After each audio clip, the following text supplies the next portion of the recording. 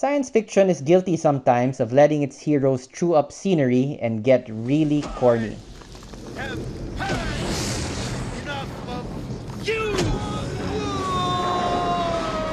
But because sci-fi is free to play with so many different themes, do the ends justify the means? What are we going to do?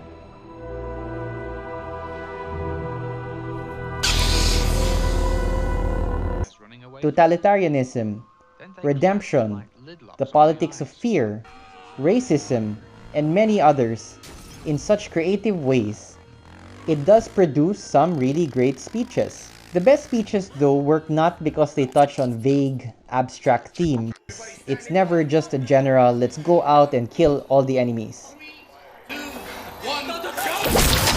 But because they are a product of the character who says them, from that character's unique ups and downs in their story.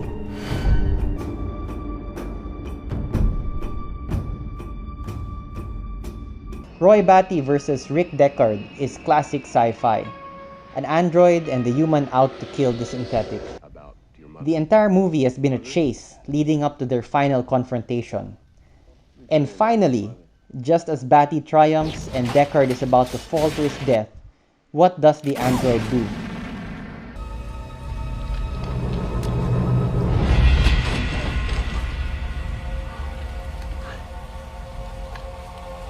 Quite an experience to live in fear, isn't it? He saves the human. I mean, what the hey? As the two enemies look at each other, Batty wonders out loud if what he has done has mattered.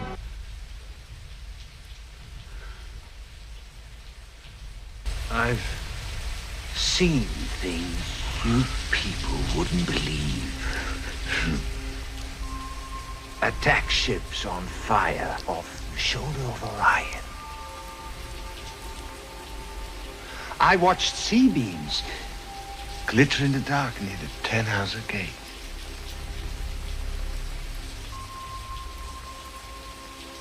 All those moments will be lost in time, like tears in rain. Time to die. And indeed, what is sentience if not self-reflection? The capacity to understand, yes, you are a self, autonomous, but also dependent on how you interact with the environment and with others. What have you done with your time? At the end of his life, Batty just has more questions, and that is perhaps the most human response to death. In his long and illustrious career, Jean-Luc Picard has given many a fine speech, but none finer than one of his shortest and in a timeline which never even happened. A Klingon squadron is bearing down on the Enterprise D, but Picard must hold his ground, outnumbered and outgunned, to buy time for the Enterprise C to get back to its own time, and in doing so prevent a warp. Attention all hands. As you know, we could outrun the Klingon vessels, but we must protect the Enterprise C until she enters the temporal rift. And we must succeed. Let's make sure history never forgets the name Enterprise. Guard out.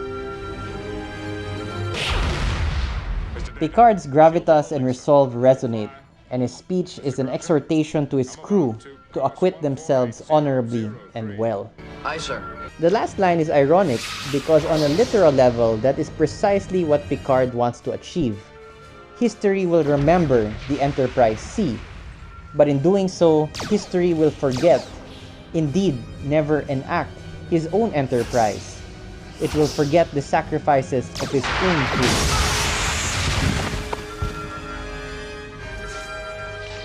Federation ship Enterprise.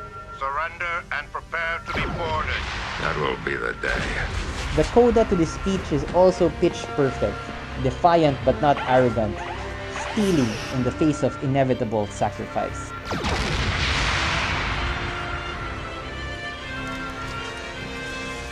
Yes, ID4 is your typical big-budget blockbuster with over-the-top explosions and stock characters. But the movie does the basics so well. You have the dastardly nature of the aliens who launch an unprovoked sneak attack. A date which will live in infamy. The likability of the characters, because basically Will Smith is likable in any role. The hopelessness of the situation. Has the target been destroyed? Negative. I repeat, target remains.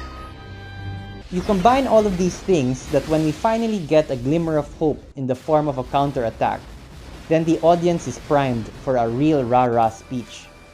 Good morning. Good morning. In less than an hour, aircraft from here will join others from around the world. And you will be launching the largest aerial battle in the history of mankind. Mankind, that word should have new meaning for all of us today. We can't be consumed by our petty differences anymore. We will be united in our common interest. Perhaps it's fate that today is the 4th of July. And you will once again be fighting for our freedom. Not from tyranny, oppression, or persecution, but from annihilation. We're fighting for our right to live, to exist. And should we win the day, the 4th of July will no longer be known as an American holiday, but as the day when the world declared in one voice, we will not go quietly into the night. We will not vanish without a fight. We're going to live on. We're going to survive. Today, we celebrate our Independence Day. The character of the president is primed as well because his background is that of a fighter pilot, not a politician. So it's natural and reassuring that here, finally, is something the character can do that he knows unambiguously to be right.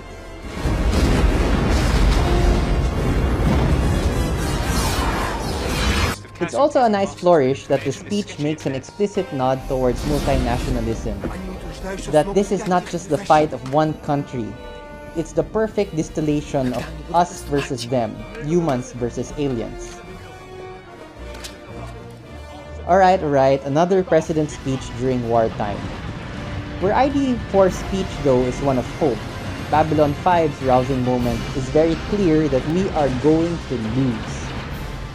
Everyone who takes up arms for this last battle is going to die.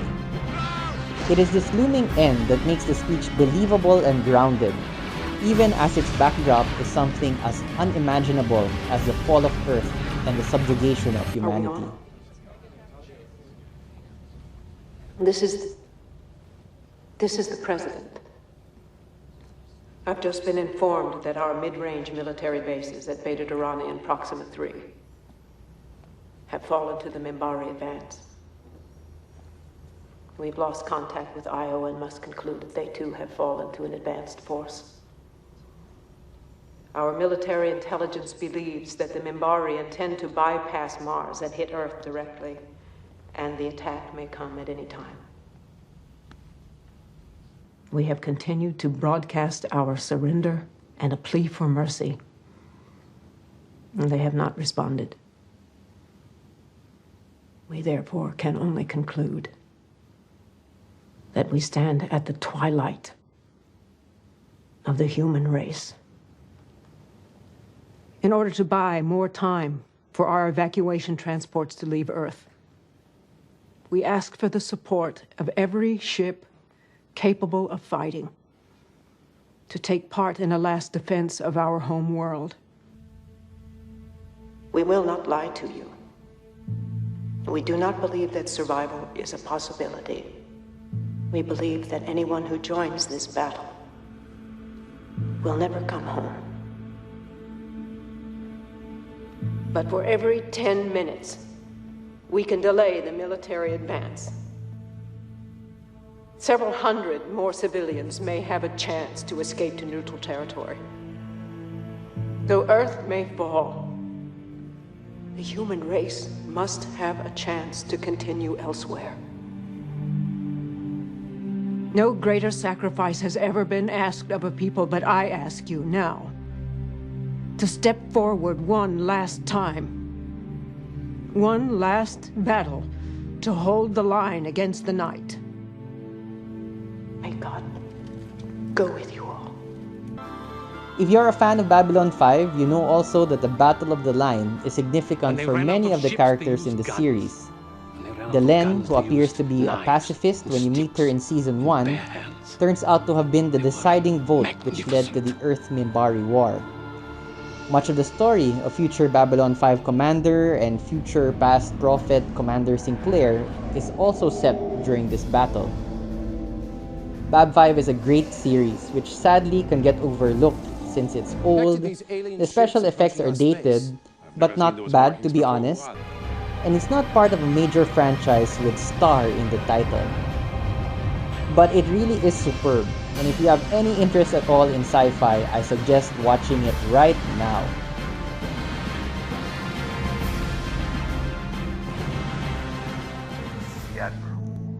Battlestar Galactica is another amazing series, but none of the usual military rah-rah speeches did it for me.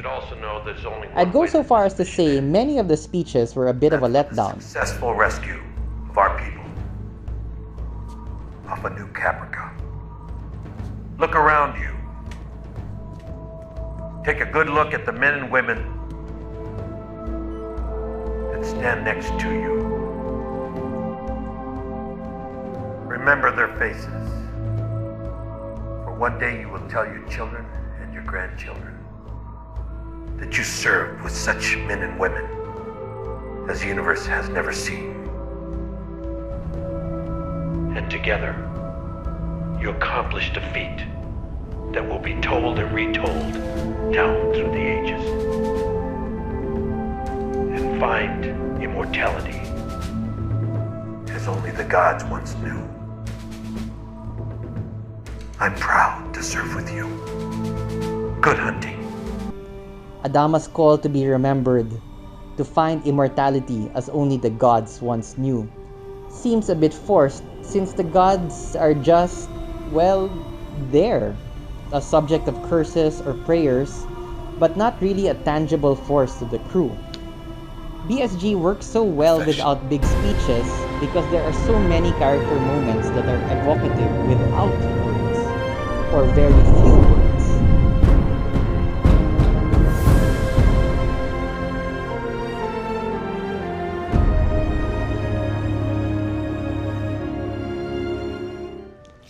There is one great BSG speech though, and fittingly it takes place in a courtroom, a venue where words truly are weapons. Baltar, who is the series Sneak and General No Goodnik, is on trial for basically being a dumbass, terrible president and collaborating with the Cylon occupiers. Adama is the series Golden Boy, dashing fighter commander, former commander of a Battlestar which he sacrificed to save his father from certain death, and he actually testifies on Baltar's behalf. Why do you believe that the defendant, Gaius Baltar, deserves to be acquitted?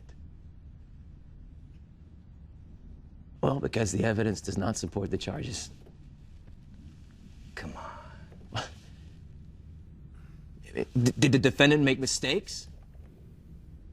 Sure, he did. Serious mistakes, but did he actually commit any crimes? Did he commit treason? No.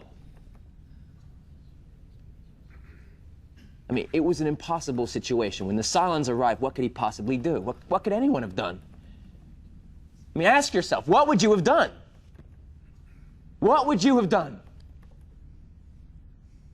If he had refused to surrender, the Cylons would have probably nuked the planet right then and there. So did he appear to cooperate with the Cylons? Sure.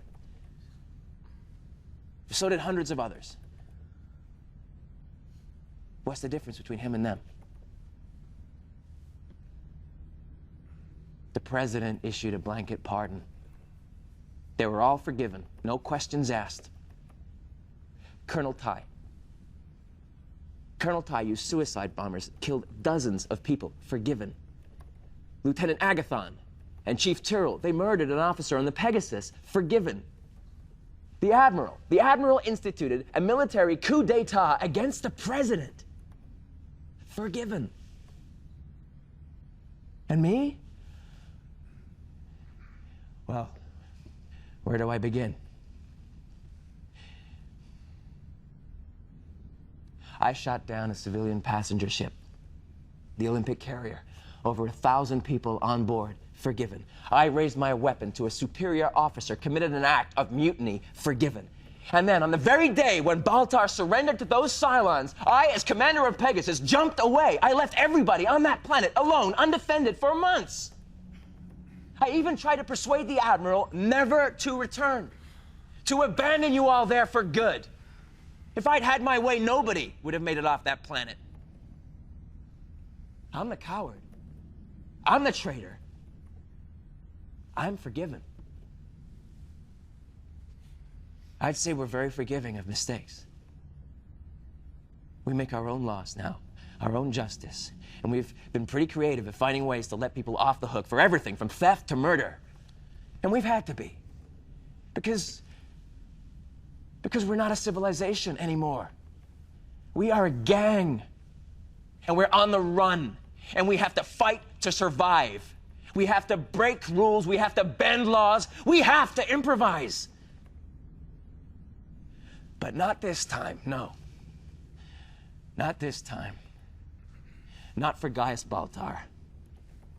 No. You have to die. You have to die because, well, because we don't like you very much. Because you're arrogant. Because you're weak. Because you're a coward. And we, the mob, we want to throw you out the airlock because you didn't stand up to the Cylons and get yourself killed in the process. That's justice now. You should have been killed back on New Caprica, but since you had the temerity to live, we're going to execute you now. That's justice.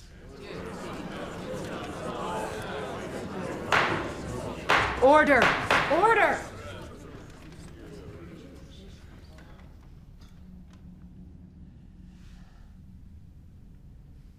This case is built on emotion, on anger, bitterness, vengeance, but most of all, it is built on shame. It's about the shame of what we did to ourselves back on that planet. And it's about the guilt of those of us who ran away. Who ran away. And we're trying to dump all that guilt and all that shame onto one man. And then flush him out the airlock and hope that that just gets rid of it all. So that we can live with ourselves. But that won't work. That won't work. That's not justice. Not to me. Not to me. Lee decries using Baltar as a scapegoat and confronts the audience with the charge that they all, not just Baltar, have done terrible things. This speech is also great because it is an answer to Admiral Adama's evolving belief that it's not enough to survive. We must be worthy of survival.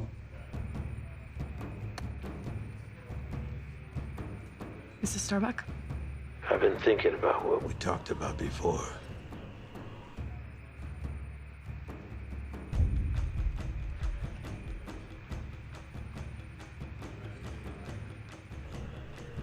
It's not enough to survive. One has to be worthy of surviving. That means being honest with our mistakes, no matter how expediently they are justified, and to be fair even to the no-good nicks among us.